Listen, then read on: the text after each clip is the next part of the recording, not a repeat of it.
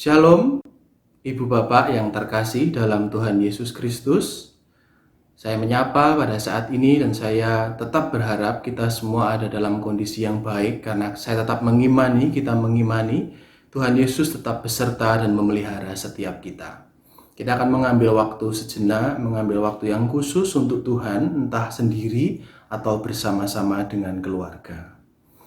Marilah kita mulai. Di awal ini kita akan pujikan satu pujian. Terima kasih Tuhan.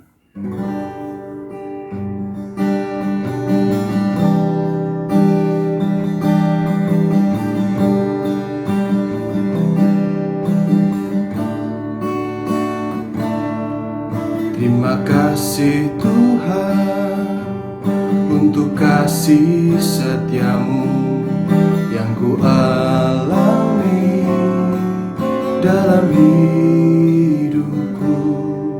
Terima kasih Yesus untuk kebaikanmu sepanjang hidupku. Terima kasih Yesusku buat anugerah yang kau beri, sebab hari ini Tuhan adakan syukur bagimu. Terima kasih Yesusku buat anugerah yang kau beri, sebab hari ini Tuhan adakan syukur bagimu. Sebelum kita merenungkan firman Tuhan, marilah kita berdoa. Ya Tuhan Yesus, pada saat ini kami ingin mendengarkan suara Tuhan di tengah kondisi kami yang pada saat ini mungkin menghimpit kami, membuat kami khawatir atau mungkin membuat kami was-was, bahkan ada di antara kami yang takut. Ya Bapa, kami ingin memberi waktu ini, kami ingin bersama-sama menghadap Tuhan, karena kami percaya suara Tuhan itulah yang menjadi pelita atas kehidupan kami. Tolonglah kami ya Bapa, bersabdalah, kami ingin mendengarkan suara Tuhan. Di dalam Kristus Yesus Tuhan kami berdoa. Amin. Saya mengajak setiap kita membuka satu bagian firman Tuhan yang diambil dari Mazmur 22 ayat yang kedua, ya satu ayat saja untuk kita renungkan. Yang panjang nanti saja Bapak Ibu di gereja waktu di ibadah online maksudnya, karena kita juga belum bisa beribadah bersama di gereja gitu ya. Saya akan bacakan satu bagian firman Tuhan, Mazmur 22 ayat yang kedua. Allahku, Allahku, mengapa engkau meninggalkan aku? Aku berseru tetapi engkau tetap jauh dan tidak menolong aku.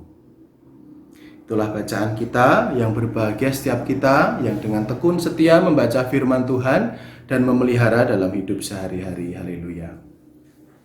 Bapak Ibu Saudara yang terkasih, ini adalah cuplikan ayat yang pendek, yang sederhana, tetapi saya rasa ini adalah ayat yang bisa dikatakan mewakili situasi kita, entah kita merasa atau tidak.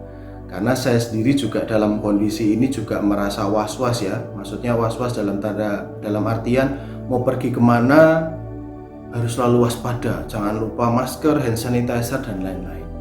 Pertanyaan tentang Tuhan, engkau ada di mana? Seakan-akan Tuhan meninggalkan kita. Loh, ini ayatnya ada. Dan ayat ini adalah ayat yang menjadi doa seruan orang-orang Israel pada zaman Perjanjian Lama ketika mereka menghadapi situasi yang pelik, mereka menghadapi situasi yang rumit, mereka berseru ini. Dan seruan ini seruan yang lumrah, Bapak Ibu. Kenapa? Karena ketika orang ada dalam ketakutan yang besar, bisa saja orang merasa Tuhan itu tidak hadir. Tuhan Yesus pun pernah mengucapkan kalimat doa ini ketika ia berada di atas kayu salib. Kita mengingat ya, Eli Eli lama sabachthani. Allahku, Allahku, mengapa engkau meninggalkan aku? Dalam bahasa Ibrani di Mazmur ini Eli Eli lama azabtani, ya, bahasanya pakai azabtani bukan sabachthani. Sama artinya, Allahku, mengapa engkau meninggalkan aku? Dan pertanyaan ini tentunya mengusik setiap kita. Ada yang mungkin iya ya, maksud Tuhan itu apa? Iya ya, Tuhan di mana? Atau mungkin ada di antara kita, oh saya yakin Pak, Tuhan ada di sini, puji Tuhan. Tetapi yang sedang dirundung permasalahan, mungkin juga perekonomian, karena kita tahu ya, pekerjaan-pekerjaan pada akhirnya banyak yang terhambat, atau mungkin ada di antara kita yang tidak bekerja atau kehilangan pekerjaan, bahkan mungkin pertanyaan ini mewakili setiap kita. Akan tetapi Bapak Ibu Saudara sekalian, firman Tuhan pada saat ini ingin berkata kepada kita, apapun yang kita alami, kita bisa bertanya pertanyaan demikian. Tetapi jangan sampai itu menyurutkan iman kita. Jangan sampai itu membuat kita lupa bahwa Tuhan adalah Tuhan yang Maha Hadir. Tuhan Yesus adalah Tuhan yang senantiasa menyertai setiap langkah kehidupan kita. Mungkin kita pernah mendengar perkataan begini, kita harus mengundang Tuhan hadir di tempat ini. Saya rasa itu bukan pernyataan yang tepat. Seakan-akan Tuhan itu tidak hadir di sini, dia ada di sebuah tempat, lalu kita yang mengundangnya. Kita seakan-akan punya otoritas untuk mengundang Tuhan. Tidak, Bapak Ibu, ini kurang tepat. Kenapa? Kalau kita meyakini Tuhan itu Maha Hadir, dimanapun kita berada, Tuhan hadir. Saya pernah mengatakan bahwa bahkan kalau ayat Alkitab mengatakan 2-3 orang berkumpul, Tuhan ada di sana. Bahkan ketika saat ini pun, ketika saya sendiri, ketika ibu bapak juga mungkin sedang sendiri saat ini, Tuhan di sana, Tuhan di sini. Jadi tidak tepat ketika kita ngomong mengundang Tuhan, tidak. Kita yang dikumpulkan oleh Tuhan. Kemudian ketika ada lagi ungkapan, kita harus membuka hati untuk Tuhan. Jangan tutup hatimu untuk Tuhan Yesus datang. Seakan-akan kalimat ini indah, Bapak Ibu. Seakan-akan kalimat ini rohani begitu, membuka hati untuk Tuhan. Bapak Ibu, yang saya mau katakan adalah Tuhan itu tidak butuh izin kita untuk masuk ke kehidupan kita. Tuhan itu sang empunya kita seutuhnya, seluruhnya. Tuhan Yesus tidak butuh izin kita untuk Tuhan, mari hadir saya membuka, tidak. Bahkan Tuhan bisa menerobos masuk kepada hati kita yang tertutup, kepada hati kita yang mungkin diam-diam menolak dan tidak percaya. Tuhan menerobos di sana dan Tuhan hadir di sana. Meskipun sekali lagi pertanyaan ketika kita bertanya Tuhan maunya apa, atau secara ekstrem Tuhan ada di mana? Tuhan ada untuk setiap kita. Tuhan menyertai kita, memelihara kita, mukjizatnya pun nyata untuk setiap kita. Dan ini menguatkan setiap kita yang mungkin sedang sakit, yang mungkin sedang ada dalam pergumulan finansial, pergumulan rumah tangga, keluarga. Tuhan hadir untuk Bapak Ibu Saudara dan saya tanpa keraguan.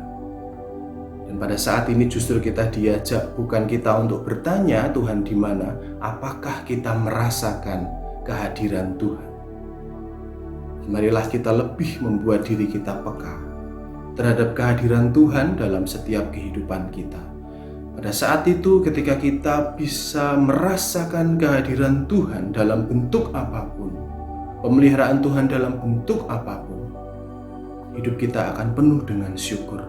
Hidup kita akan dilimpahi dengan sukacita. Dan itu adalah iman, keyakinan kita. Selamat merasakan dan merayakan kehadiran Tuhan dalam kehidupan kita. Amin. Marilah kita berdoa. Ya Tuhan Yesus, mungkin kami bertanya Engkau ada di mana di situasi ini. Apakah maksud dan tujuan-Mu dalam kehidupan kami? Ketika kami bertanya-tanya, entah sampai kapan ini harus berjalan, kapan ini semua akan berakhir. Tetapi ya Tuhan, satu hal yang kami percaya, satu hal yang menjadi iman kami, bahwa Engkau adalah Allah yang senantiasa beserta kami, memelihara setiap kami. Pulihkanlah, kuatkanlah kami yang sedang lemah tubuh ataupun dalam pikiran yang sedang berat. Pulihkanlah relasi yang ada di antara kami. Kami percaya ya Tuhan, ketika kami meminta, Engkau adalah Allah yang memberikan telinga untuk mendengarkan setiap kami. Kami tahu ya Tuhan, Engkau ada dalam hati kami masing-masing. Engkau tahu apa yang sedang kami pergumulkan. Oleh sebab itu ya Tuhan, di dalam segala kerendahan hati, biarkanlah kami bersama-sama menyerahkan seluruh pergumulan dan kekhawatiran kami hanya kepadamu ya Tuhan Yesus, Allah yang maha hadir dalam setiap kehidupan kami. Di dalam nama Tuhan Yesus Kristus kami berdoa. Amin. Bapa, terima kasih. Bapa, terima kasih. Bapa di dalam surga, syukur terima kasih. Amin. Sampai jumpa lagi di perenungan firman selanjutnya. Shalom.